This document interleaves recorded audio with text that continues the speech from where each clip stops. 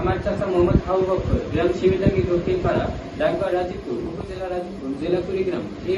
এই মর্মে সংবাদ সম্মেলন করিতেছি যে গত 14 সেপ্টেম্বর 2025 তারিখ রাত 11:30 দিকে আমাদের নিজ বাড়িতে রাজীবপুর থানার পুলিশের একদল এসে পুলিশ বলে আপনার চাচা আবু বকর এর নামে ওয়ারেন্ট রয়েছে।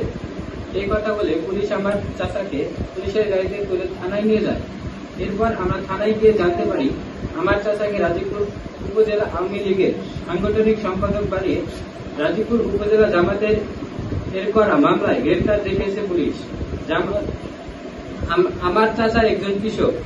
আমরা বা আমার চাচা কোন রাজনৈতিক দলের সাথে জড়িত নই। কে বা কারা ষড়যন্ত্র করে পুলিশকে দিয়ে আমার চাচাকে গ্রেফতার করানো হয়েছে। আমার চাচাকে মিথ্যা মামলায় হয়রানির তীব্র প্রতিবাদ জানাই এবং আপনাদের মাধ্যমে সরকারের কাছে এই ঘটনার সুষ্ঠু বিচার চাই। নিবেদক মোহাম্মদ শরীফ, পিতা মোহাম্মদ আবু তালেব, গ্রাম শিবিটাঙ্গি দক্ষিণ পাড়া। মোবাইল নম্বর 01945801631।